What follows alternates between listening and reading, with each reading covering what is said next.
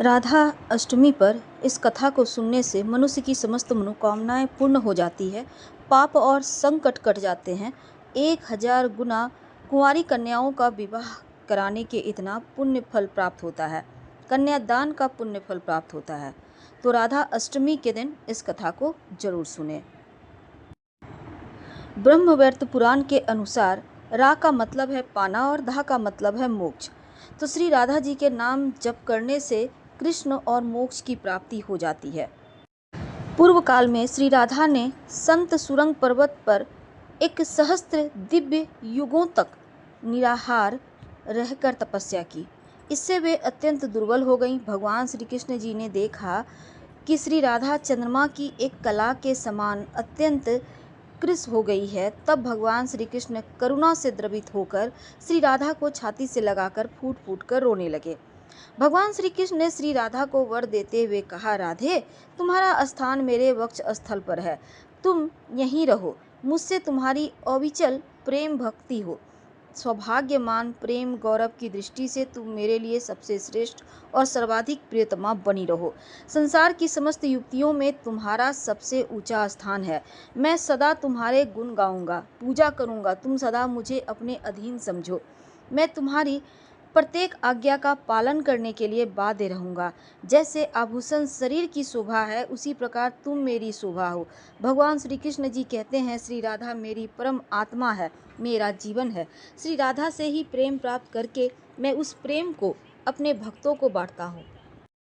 भगवान श्री कृष्ण जी की सेवा से ही श्री राधा जी ने सबसे अधिक मनोहर रूप, सौभाग्यमान गौरव तथा कृष्ण के हृदय स्थल में स्थान, उनका पत्नीत्व प्राप्त किया। वृंदावन लीला अपने अलौकिक दृष्टि से तो श्री कृष्ण जी 11 वर्ष की अवस्था में ही ब्रज का परित्याग करके मथुरा आ गए थे। इतनी छोटी अवस्था में स्त्रियों के साथ प्रणय की बात कल्पना में ही नहीं आती, और अलौकिक जगत में श्री राधा कृष्ण दोनों सर्वथा एक ही हैं। फिर भी भगवान ने ब्रह्मा जी को श्री राधा के दिव्य विग्रह का दर्शन कराने का वरदान दिया था। उसकी पूर्ति के लिए उन्होंने ब्रह्मा जी को एकांत वन में श्री राधा के दर्शन करवाए, और वही ब्रह्मा जी के द्वारा रस राज कृष्ण और महाभाव रूपी राधा का विवाह लीला संपन्न हुई। ये विवाहिता श्री राधा जी सदैव ही भगवान श्री कृष्ण के संग रहती, परंतु छिपी रहती हैं। केवल कृष्ण कृपा होने पर ही साधक को इस युगल जोड़ी के दुर्लभ दर्शन होते हैं। पौराणिक कथाओं के अनुसार राधा माता गोलोक में श्री कृष्ण जी के साथ निवास करती थी। एक बार देवी राधा गोलोक से कहीं बाहर गईं, तब वापस आई तो देखा श्री कृष्ण गोलोक में नहीं है। उस समय भगवान श्री कृष्ण अपनी एक सखी विराजा के साथ गोलोक में घूम रहे थे। यह बात जब राधा जी को मालूम हुई तो उन्हें गुस्सा आया और वो सीधे उनके पास पहुंच गईं। वहां पहुंचकर उन्होंने भगवान श्री कृष्ण को बहुत भला बुरा कहा। राधा जी का यह व्यवहार भगवान श्री कृष्ण के मित्र सुदामा को बुरा लग गया। उन्होंने राधा जी को पृथ्वी पर जन्म लेने का श्राप दे दिया। राधा रानी को इतने गुस्से में देखकर श्री कृष्ण भगवान श्री सखी बिरजा भी वहां से चली गई।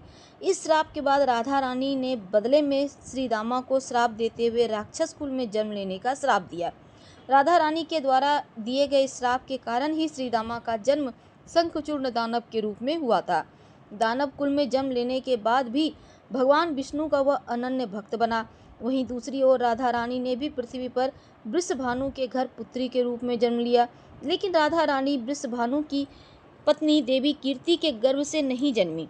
दरअसल जिस समय श्री दामा और राधा रानी ने एक दूसरे को श्राप दिया, तब भगवान श्री कृष्ण ने राधा रानी से कहा, हे राधे, अब आपको पृथ्वी पर देवी कीर्ति वृषभानु जी की पुत्री के रूप में रहना है।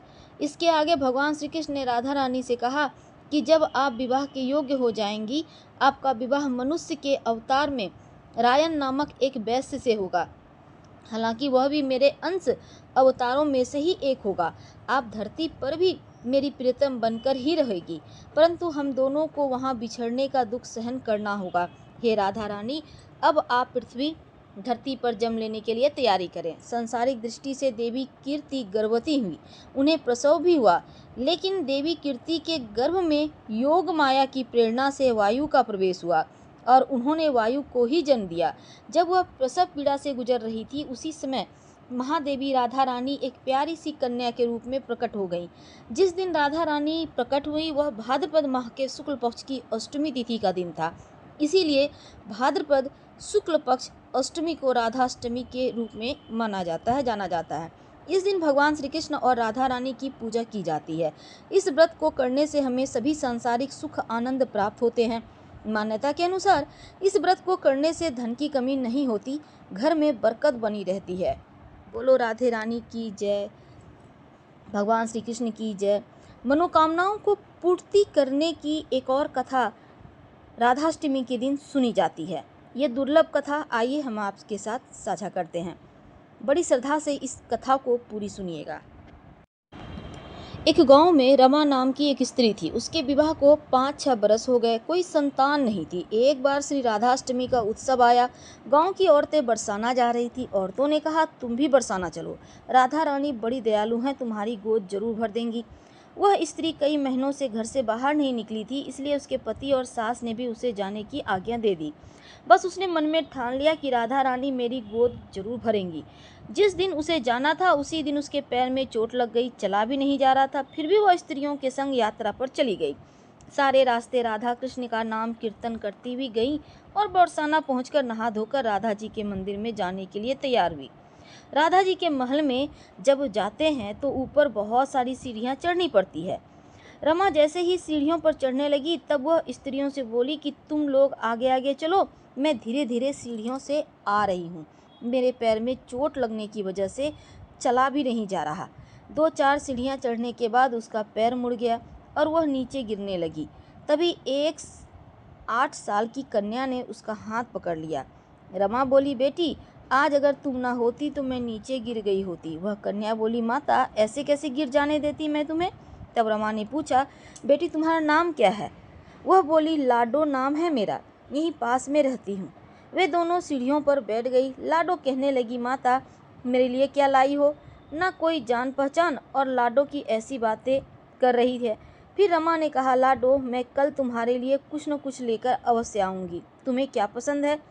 तब लाडो कहने लगी, मुझे नथनी, गले का हार, कान के कुंडल, चूड़ियाँ, मेहंदी, घाघरा चोली ये सब चीज़ें पसंद है, कुछ भी ले आना।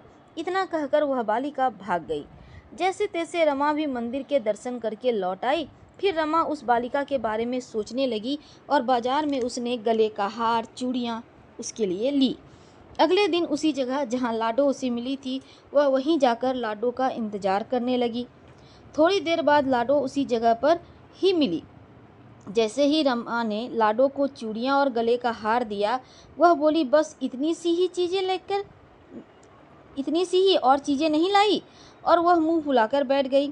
तब रमा बोली, अभी मैं 8 दिन यहाँ पर हूँ, रोज़ तुम्हारे लिए कुछ न कुछ लाया करूँगी। यह सुनकर लाडो उसकी गोद में बैठ गई और गले से लग गई। रमा तो रोने लगी क्योंकि उसे जैसे एक संतान मिल गई। बड़े प्यार से उसने सर पर हाथ फेरा। ऐसे ही वह फिर चली गई। रमा ने मंदिर से आकर घाघरा और चोली उसके लिए बनवाए। ऐसे ही रोज़ कुछ न कुछ वह देती। एक दिन रमा कहती है, अब यह सारी चीज़ें मुझे पहन करके दिखाओ।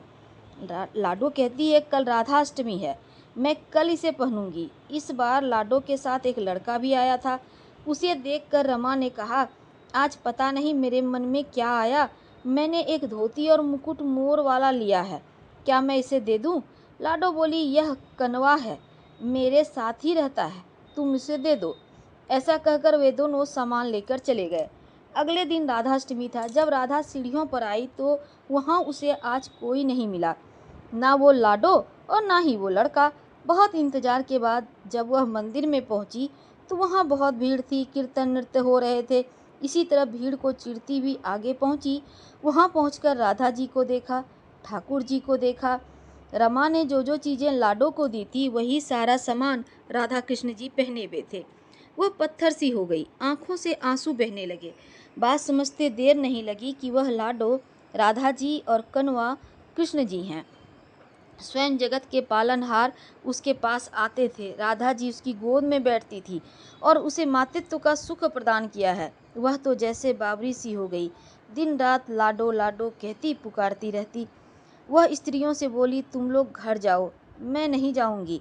और उसकी सास और पति भी उसे लेने आए पर वह साथ नहीं गई। अब तो प्रतिदिन वह सीढ़ियों पर बैठे बैठे आंसुओं से सीढ़ियाँ धोती, पलकों से बुहारती। करते करते 30 वर्ष हो गए। एक दिन एक बालिका उसका हाथ पकड़कर ऊपर अट्टालिका में ले गई। वहाँ जाकर बोलती है, लो मैं आ गई, मैं ही तुम्हारी लाडो। ऐसा कहकर बाहें फैलाकर रमा को बुलाने लगी और गले से लगा लिया। उस दिन रमा ऐसे गले लगी कि इस पार्थिव शरीर को छोड़कर सदा के लिए अपनी लाडो के पास चली गई।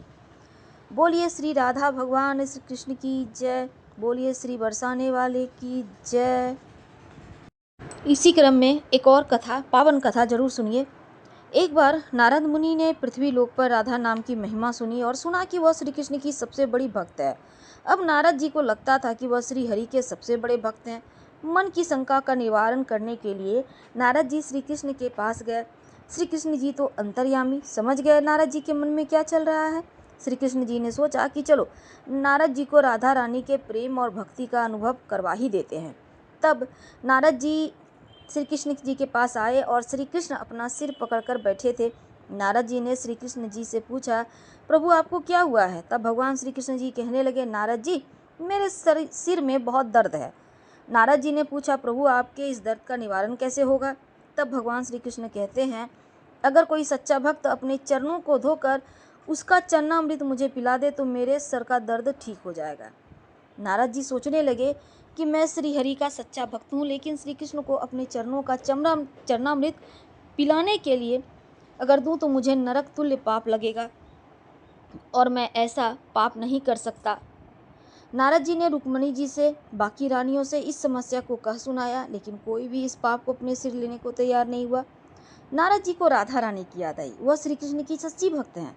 अब नारद जी ने जाकर सारा प्रसंग राधा रानी को सुनाया। राधा रानी ने उसी समय एक पात्र में जल लेकर अपने चरणों को धोकर वह नारद जी को दिया और कहा, जल्दी से जाकर श्री कृष्ण को पिला दे दो। राधा रानी नारद जी से कहने लगी, मैं जानती हूँ कि इस बात के लिए मुझे नरक तुल्य पाप लगेगा। राधा रानी आगे नारद जी से कहती हैं, श्री कृष्ण के दर्द के निवारण के लिए मैं कोई भी पाप अपने सर पर लेने के लिए तैयार हूँ। अब नारद जी श्री कृष्ण जी के पास गए तो श्री कृष्ण मंद मंद मुस्कुरा रहे थे। अब तक नारद जी समझ गए थे कि राधा रानी श्री कृष्ण से निश्चल प्रेम करती हैं और उनकी सबसे बड़ी भक्त हैं, तथा श्री कृष्ण यह सारी लीला मुझे यह एहसास कराने के लिए ही रचे थे। बोलिए श्री राधा कृष्ण भगवान की जय। मनोकामनाओं की पूर्ति के लिए राधाष्टमी के दिन एक पावन कथा सुनी जाती है। अब हम इसी कथा का वर्णन करेंगे, अंत तक जरूर सुनिएगा। बरसाना, जहाँ पर राजराजेश्वर श्री राधा जी का जन्म हुआ था, श्री राधा जी का एक मंदिर है जिसके पास एक सेठ जी रहते थे। सेठ जी बहुत ही संपन्न थे क्योंकि उनके पास सब कुछ था, आलीशान दुकान, भव्य भवन, 3 बेटे 3 बहुएं। सेठ जी यूं तो हर तरीके से साधन संपन्न थे, लेकिन फिर भी उनके मन में बड़ा दुख था। उन्हें हमेशा लगता शायद उनकी एक पुत्री भी होती तो कितना अच्छा होता। उन्हें लगता अगर उनकी एक पुत्री होती तो वे अपने मन की सारी बातें अपनी पुत्री को बताते और पुत्री को बहुत दुलार करते। कुछ समय पहले ही सेठ जी की पत्नी का देहांत हो गया था, इसीलिए सेठ जी बहुत अकेलापन महसूस करते थे। सेठ जी हमेशा अपने घर के पास स्थित मंदिर में श्री राधा जी के दर्शन करने जाया करते। एक दिन जब सेठ जी मंदिर में श्री राधा जी के दर्शन करने गए तो उसी दिन मंदिर में एक संत पधारे थे। सेठ जी को कुछ उदास देखकर संत जी सेठ जी से कहते हैं, उदास क्यों हो बेटा। तब सेठ जी कहते हैं, महाराज मेरी कोई बेटी नहीं है इसलिए मैं उदास हूँ। संत मुस्कुराए और बोले, यदि जीवन में किसी का अभाव है तो उसकी जगह भगवान को बिठा लेना चाहिए। सेठ जी कहते हैं, महाराज मेरी तो कोई बेटी नहीं है तो मुझे क्या करना चाहिए। संत बोले, अरे सेठ जी अब तुम्हें बरसाने में वास मिला है, तुम बरसाने की बेटी श्री राधा रानी को ही अपनी बेटी क्यों नहीं मान लेते। संत की यह बात सेठ जी को पसंद आई। उसी दिन सेठ जी ने श्री राधा जी का एक बड़ा सा चित्र मंगवाया और उसे अपने कमरे में लगा लिया। अब सेठ जी का जीवन बदल गया। वे उठते बैठते सोते जागते श्री राधा जी को अपनी बेटी मानकर उनसे बातें करने लगे। उन्हें अपनी पुत्री की हर बात बताने में बहुत आनंद आता। सेठ जी की राधा रानी जी में ऐसी लगी लगन कि जब भी वे दुकान जाते तो श्री राधा रानी को भोग लगाकर प्रसाद पाकर जाते। शाम को लौटते तो राधा रानी को प्रणाम करते, उनसे बातें करते, भोग लगाकर फिर प्रसाद ग्रहण करते। हर समय श्री राधे संकीर्तन करते और हर समय प्रसन्नचित्त रहा करते। जब भी सेठ जी से कोई उसका परिचय पूछता तो सेठ जी कहते, 3 बहू बेटे हैं घर में, सुख सुविधा है पूरी, संपत्ति भरी भवन में रहती, नहीं कोई मजबूरी, कृष्ण कृपा से जीवन पथ में आती ना कोई बाधा, मैं बड़भागी पिता हूँ, मेरी बेटी है श्री राधा। एक दिन सेठ जी के घर में चूड़ी पहनाने वाली मनिहारिन आई। तीनों बहुओं ने बारी बारी से जाकर मनिहारिन से चूड़ियाँ पहन ली। श्री राधा जी को लगा कि आज हमारे पिता के घर में चूड़ी पहनाने वाली आई है तो मैं भी जाकर चूड़ियाँ पहन लेती हूँ। जैसे ही तीनों बहुएं चूड़ी पहनकर गईं तो श्री राधा जी प्रकट हो गईं। मनिहारिन ने जब राधा जी का स्वरूप देखा तो वह उन्हें देखती ही रह गईं। राधा जी बोली, मुझे भी चूड़ी पहनाओ। मनिहारिन ने समझा सेठ जी के घर में कोई मेहमान आया है। यही सोचकर मनिहारिन ने राधा जी को भी चूड़ियाँ पहना दी। श्री राधा जी चूड़ियाँ पहनने के बाद एक ओट में जाकर अंतर्ध्यान हो गई। सभी को चूड़ियाँ पहनाकर मनिहारिन हमेशा की तरह चूड़ियों का पैसा लेने सेठ जी की दुकान पर चली गई। मनिहारिन को देखते ही सेठ जी बोले, घर पर चूड़ियाँ पहनाने गई थी, यह लो तुम्हारे पैसे। सेठ जी ने मनिहारिन को हर बार के जितने ही पैसे दे दिए। मनिहारिन बोली, सेठ जी इस बार मैं ज़्यादा पैसा लूँगी, मैंने आपके घर में 3 नहीं 4 जनों को चूड़ियाँ पहनाई है। सेठ जी बोले, हमारे घर में 3 बहुओं के अलावा चौथी तो कोई है ही नहीं जो चूड़ी पहनने वाली हो। मनिहारिन बोली, यह सब मैं नहीं जानती, लेकिन मैंने तो चूड़ी 4 को पहनाई है। सेठ जी बोले कि पहले मैं घर पर पता करूँगा, बाकी के पैसे उसके बाद दूंगा। मनिहारिन बोली, ठीक है सेठ जी, आप घर में जाकर पता कर लीजिए। यह कहकर मनिहारिन चली गई। शाम को सेठ जी घर पर पहुंचे। उन्होंने घर में मनिहारिन के बारे में पूछा तो उनकी बहुओं ने कहा, केवल हम तीनों ने ही चूड़ियाँ पहनी थी। अब सेठ जी अपनी बहुओं से बोले, मैं भी यही सोच रहा था, चौथा तो कोई है नहीं हमारे घर में जो चूड़ियाँ पहने। इस प्रकार सेठ जी यह बात भूल गए और अपने नित्य काम में लग गए। सेठ जी राधा राधा बोलते बोलते श्री राधा जी को प्रसाद का भोग लगाए और भोजन करके सो गए। जब सेठ जी को नींद आ गई तो उनके स्वप्न में श्री राधा जी प्रकट हो गईं। राधा जी बहुत उदास थी, उनकी आंखों में आंसू थे। सेठ जी ने पूछा, बेटी उदास क्यों हो? श्री राधा जी बोली, आज मेरा मन बहुत दुखी है। मैंने आज अपने पिता का घर समझकर यहाँ पर उस मनिहारिन से चूड़ियाँ पहनी थी, परंतु पिताजी आपने उस मनिहारिन को मेरी चूड़ियों का मोल नहीं चुकाया। पिताजी, आपने मुझे बेटी तो मान लिया, परंतु आपको मेरी याद नहीं आई, आपने मुझे भुला दिया, इससे मैं बहुत दुखी हूँ। यह सुनकर सेठ जी सपने में ही रोते हुए बोले, बेटी मुझे क्षमा कर दो, मुझसे बड़ी भूल हो गई। सेठ जी तुरंत नींद से उठ बैठे। उन्होंने आंखों में उनके आंसू आ रहे थे। सेठ जी ने तुरंत तिजोरी में से पैसे निकाले, मनिहारिन के घर की तरफ दौड़े। अब सेठ जी ने मनिहारिन का घर का दरवाज़ा खटखटाया। मनिहारिन ने दरवाज़ा खोला। बोली, सेठ जी आप इतनी रात को? सेठ जी को अपने घर में देखकर मनिहारिन चौंक गई। सेठ जी के नेत्रों में आंसू भरे थे। सेठ जी बोले, तुम्हारे जैसा बड़भागी कोई नहीं है। मनिहारिन बोली, सेठ जी क्या हुआ? तब सेठ जी कहते हैं, मैंने राधा जी को अपनी बेटी बनाया, परंतु मैंने उन्हें कभी अपने नेत्रों से नहीं देखा, लेकिन तुम आज उन्हीं राधा जी को अपने हाथों से चूड़ियाँ पहनाई है। आज तुम्हारे जितना भाग्यशाली इस धरती पर कोई नहीं है। मैं तुम्हें अपनी पुत्री की पहनी हुई चूड़ियों का मूल्य चुकाने आया हूँ। यह कहकर सेठ जी ने रुपयों से भरी हुई थैली मनिहारिन के सामने रख दी और कहा, इसमें से जो भी लेना हो वो ले लो। जब मनिहारिन ने सुना कि स्वयं राधा रानी उनसे चूड़ियाँ पहनने आई थी तो उनकी आंखों से आंसुओं की धारा बह निकली। मनिहारिन बोली, सेठ जी मैं राधा रानी को चूड़ियाँ के पैसे आपसे कैसे ले सकती हूँ? राधा रानी तो इस बरसाने की बिटिया हैं और मैं बिटिया की चूड़ी के पैसे आपसे नहीं लूँगी। परंतु सेठ जी नहीं माने। सेठ जी ने रुपयों से भरी हुई थैली मनिहारिन के घर पर रख दिए और वहाँ से सीधे श्री राधा जी के मंदिर में चले गए। उस दिन के बाद सेठ जी ने सब कुछ छोड़कर संन्यास ले लिया और अपना शेष जीवन राधा जी के मंदिर में राधा जी की भक्ति करते करते बिता दिया। बोलिए प्रेम से श्री कृष्ण भगवान की जय। जय श्री राधे। राधे राधे। धन्यवाद। हम फिर मिलेंगे। वीडियो पसंद आए तब लाइक कर सब्सक्राइब करें, अपनों से शेयर करें, कमेंट करें।